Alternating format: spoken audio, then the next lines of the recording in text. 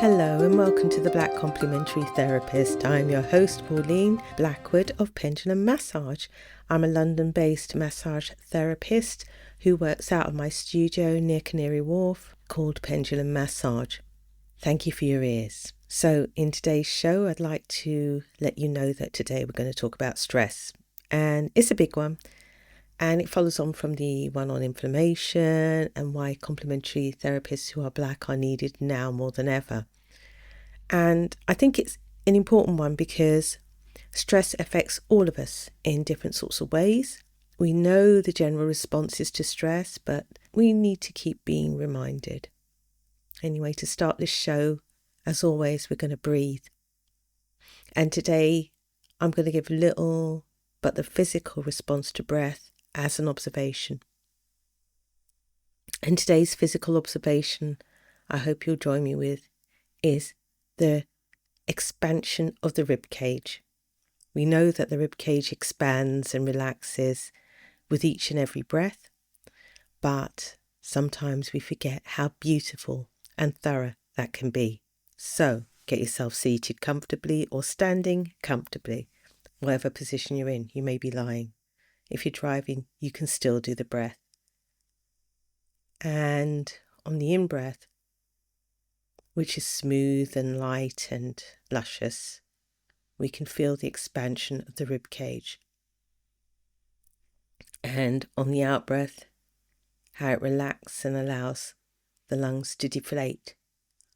The one observation I'll give you is, should you decide to compress your abdomen and draw your belly button to your backbone, that feeling of expansion in the rib cage will be greater and even more interesting. So it's up to you. Let's breathe.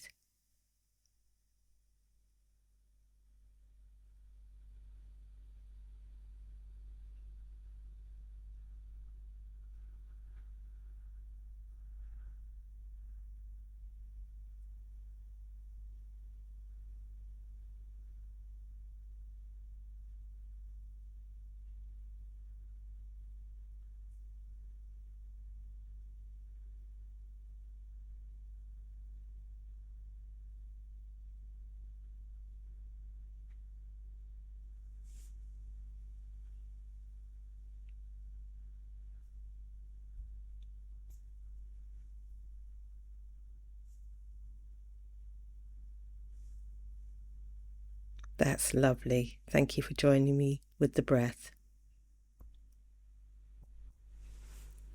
So again, welcome to the Black Complementary Therapist podcast. I'm your host, Pauline, and I'm glad you're here because this is a space where we can explore wellness, healing, and the power of complementary therapies, especially through a Black lens. And today, like I said, we're going to look into the subject, the tools and insights that support the mind, the body, and the spirit around the subject of stress. So grab yourself a cup. Let's have a chat. Let's go on with it. This last 2 months I've been stressed in good and bad ways. And the reason is because I have just moved. So I've moved my treatment room and it's not even half a mile away from the old one. But in some respects, it's a quantum leap away. And it's a quantum leap away because one has to get one's head around moving in the first place. And there are so many silly little jobs. And there are so many silly little jobs one has to do. Boxes, tape, putting things in organised boxes, organising one's life so you have the energy to do the things. Crying for help. And sometimes help just arrives and sometimes it doesn't. And I am ever so grateful to my sister who came all the way from Sandwell and Dudley to help me, and my hubby who came from home to help me. So I had help at the most stressful points in the journey, and that was wonderful. So anyway, today we're going to talk about stress. So stress is a big one, and the World Health Organization describes stress as a state of worry or mental tension caused by difficult situations. And stress is a natural human response to those difficult situations. When we have this type of stress, we respond by meeting our challenges and threats to our lives. And everyone gets stressed to some greater or lesser degree. The important thing is how we respond to it. So let's have a good look at how stress affects us. Well, stress affects our minds and our bodies and our spirit. When we have our day-to-day activities, we deal with stress in different ways. Some stress is fun. So I can remember going to a theme park and going on some stupid ride. I don't even know why I went on it. It just seemed like the thing to do once you're in a theme park. Well, it went up vertically and I was pressed against a seat, this particular ride. And then when one got to the top, there was a crest. And then what happened was you went over the crest and then went into some sort of free fall. But the free fall was via going upside down as well. And at that moment, I really felt like I lost my stomach. And I really felt like I lost my bowels. One could say, given an opportunity, they could have been emptied. But on this occasion, they were not. And coming out the other side of that was this sense of, my God, I lived through it. That was superb. I want to do that again. Or in other cases, I don't want to do that again. Other stresses are more gentle, obviously. So the stress of speaking publicly is a different sort of stress. It's not so adrenaline based for me, maybe for others, but not for me. It is one of those things one prepares for. And so the more you manage that stress, the easier it is to speak in public. It's an interesting one. Other forms of stress are different, and how one responds to them is different as well. So at the moment in London, there is a heightened political atmosphere, and people deal with that in different sorts of ways. So recently there was an incident where somebody wanted my attention and to talk with me. And I was at the end of my day. I knew that I was stressed and I didn't want to talk or engage with anybody at that time. I did not have the energy to give. In that situation, I moved away from this person, but they continued to move towards me. There was a point where I felt, you are stressing me out, and yet my response to you is now without stress. Because I had a clear mind, I felt as though if I were in danger, I would deal with it, but I didn't want to, so I actually read a riot act, moved out the way, and that was the end of the situation. On another occasion, not even 3 weeks after that, somebody spoke to me again in a public setting. They asked me whether I wanted a seat. They were standing, I was standing. It was a train. I told them, I'm good, thank you. I'm only going a couple of stops. They continued to discuss why they felt I needed a seat. I continued to tell them that I didn't want one. But the thing that I did differently this time, in my sense of calm in that situation, was I engaged that person in chat. And on this occasion, the outcome was so much better. That one's response to a situation is the central thing, and getting the skills to deal with different situations that could become stressful is ever so important. One side of the coin, I was out, I was tired, I didn't want to engage with anybody, I wanted to just be left alone, but my response was forceful and angry. On the second occasion where someone wanted to engage with me, I gave them a small amount of my attention, and in that time I was able to keep calm and they were calm, and the situation was completely different. So stress and how we handle stress is ever so important, and the skills we can learn through our own self-reflection. How does stress affect us? Well, stress is good in little doses. And as we grow up from being a baby, dealing with situations of stress, we're taught these can be overcome by having a response from our caregivers as children. We learn how to manage our stress. How does stress affect us? Well, stress affects both the mind and the body. A little bit of stress is okay. It can help us perform daily tasks, but too much stress can cause physical and mental health problems. And so we need to learn how to cope with stress so that it doesn't affect our physical and mental well-being and we don't feel overwhelmed. Stress makes it hard for us to relax, and it can make it hard for us to feel our full range of emotions, and can come with feelings of fear, anxiety, and we can become irritable. We can find it difficult to concentrate, and we may even get physical representations of that stress through upset tummy, pains in our muscles, a headache. We may even get a loss of appetite.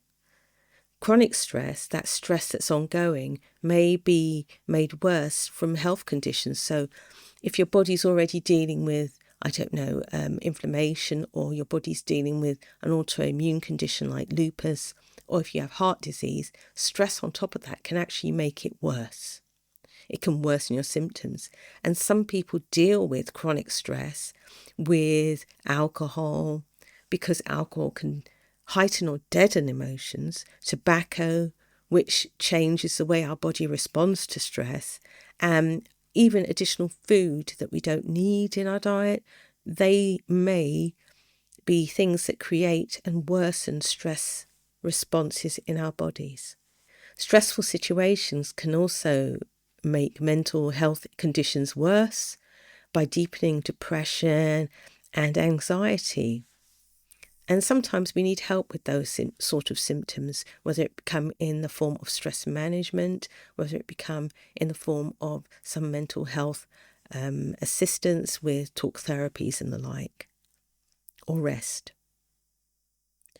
Stress can become persistent and affect our everyday life, and one needs to be mindful of that.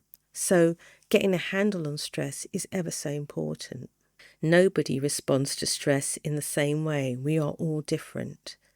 And how we cope with stress is different from person to person.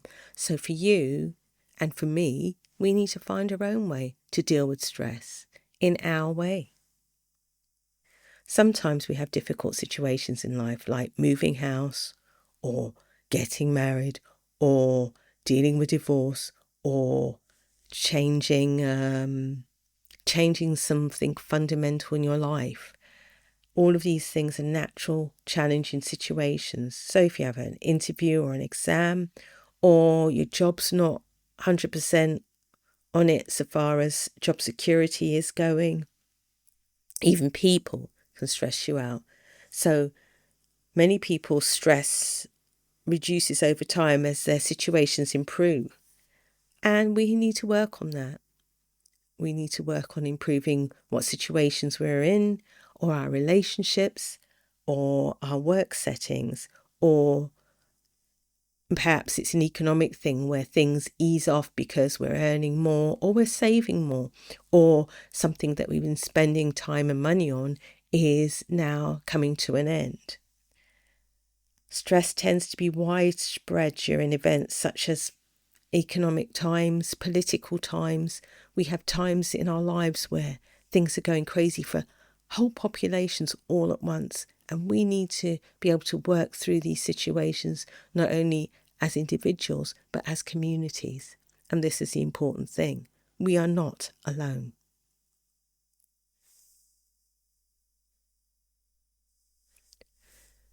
Sometimes we feel so stressed that we feel that we can't function, we can't work, we can't deal with this.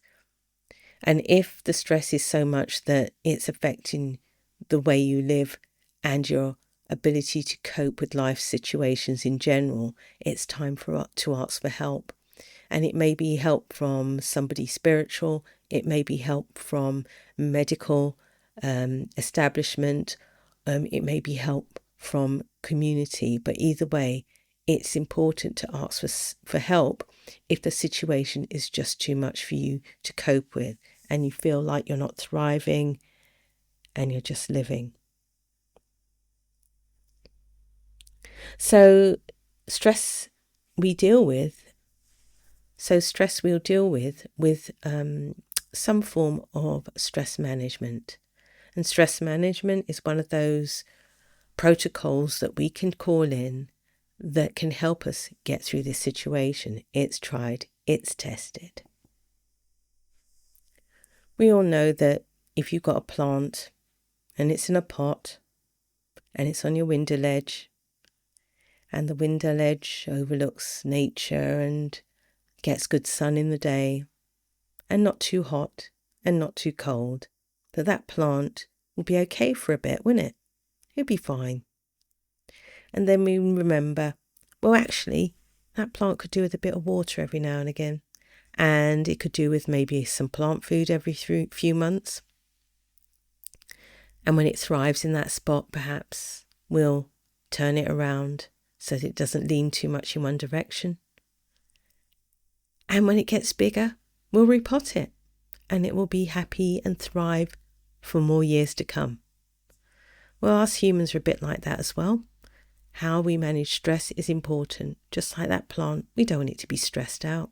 We want it to grow calmly and in its own way. So let's have a look at this then. We need a life with routine in order to help us deal with life stresses more easily. So having a daily schedule is pretty good. So if we know that we're going to eat, not necessarily at set times, but we'll have designated meal times. And if possible, we'll eat in company. We'll sleep well. We'll do our daily jobs around our work and our home. We'll have some exercise. And we'll have some fun. These things are things we should do in order for us to deal with stress better. Let's get a little bit deeper. Sleeping consistently and sleeping well. Very important. So good habits with sleeping. I believe some people call it good sleep hygiene. Sounds odd, doesn't it? Sleep hygiene. But be consistent with it. Make sure your sleeping place is quiet. Where the lighting is low. Where you have a comfortable temperature. If you can, limit use of electronica before sleep. Give yourself at least an hour or two away from the computer and TV before sleep. Maybe a good boring book. How about that? Or a nice bit of music. It's suggested that large meals are avoided just before sleep, as well as caffeine and alcohol, because alcohol kind of robs you of that restful sleep that you need. Caffeine, of course, gives you energy now, away from the future in effect, which isn't so handy. And large meals means that your body, all the blood supply is going to your stomach and your alimentary canal instead of being distributed around your body to deal with all those repairs that you need to do in your sleep time. So good sleep comes with having all of those things in a row like ducks. Also, if you have enough movement within your day, for example, exercise or just general movement and moving about, that is really a good thing because you're using up the energy that requires you to need more sleep in the night. Connecting with others. Making sure that you are in connection with your community is very important. Now, your community is usually family and friends, people you trust. You connect with them at times throughout your day or throughout your week to lift your spirits, and it helps you to feel less stressed. And often when we connect with others, they have that sense of shared understanding. They may well know what you're going through. Eating healthily. When we eat healthily, we give our body all the nourishment that it needs to keep us healthy. Eating a balanced diet, and with regular intervals is really important, and drinking enough fluids to keep us hydrated and allow the body to digest and take on all the nutrients that we need. Making sure that we have a balanced diet, that it contains fresh fruits and vegetables, colourful foods, maybe some ferments, and in the right quantities so that we are eating healthily and nourishing our body with what it needs. Exercise regularly is very important. Now, this does not require you to go to the gym. Lots of people exercise in lots of different ways. I can remember seeing people, when you go on holiday and you see somebody and they've never been in a gym in their life, and yet they are healthy, and they are healthy because they're going about their daily business, fetching and carrying, doing what they do, being active. In London and places like big cities in the urban lifestyle, this is less likely because you have to travel further perhaps and use public transport or drive to do that. When you go to work, you may be seated and, you're actually paid to be seated. It's danger money, accept it. And because of this occupation that you may have or that we have that's less active, we need to exercise regularly. Now, the exercise may be walking or cycling, it may be gardening or dancing, it may be the gym or running or playing sports or joining in artistic endeavours where you're moving about and being kinesthetic. Yes, indeed, let's do that. So the more intensive the exercise, the better. Obviously, so long as you're not stressing your body, but a little stress is a good thing, right? So, regular exercise, very important. And lastly, the news. We don't have to have all of it. We are the audience. We are not the consumer. And therefore, we can turn it off. We can turn off the news. We can turn off social media, and we can limit the time we spend following the news if it increases stress. And of late, I have to... bloody barking. That's how I deal with that stress. And of late, spending too much time with the news has been an issue for me, and I've changed that. I've changed that in such a way that now I measure how much news I get, and when I see nonsense, I step away. All right, so that's the issue of stress and learning how to manage stress with simple routines,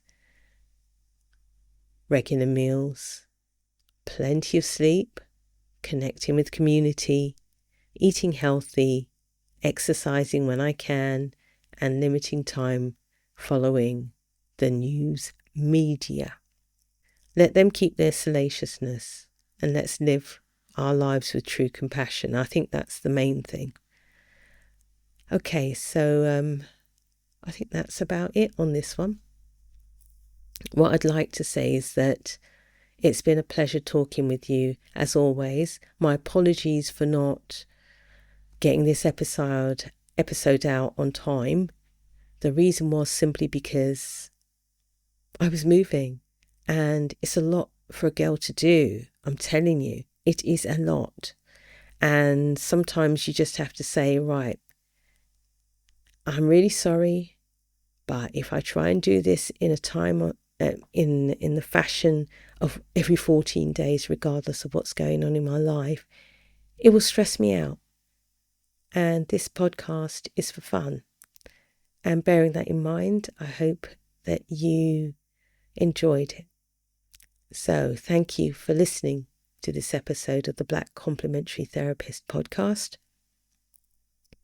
As always, I'd love to hear what you think about what I've chatted about today, what your thoughts are, what really floated your boat, what you'd like to chat about let me start again. I'd like you I'd like to thank you for listening to this episode of the Black Complementary Therapist.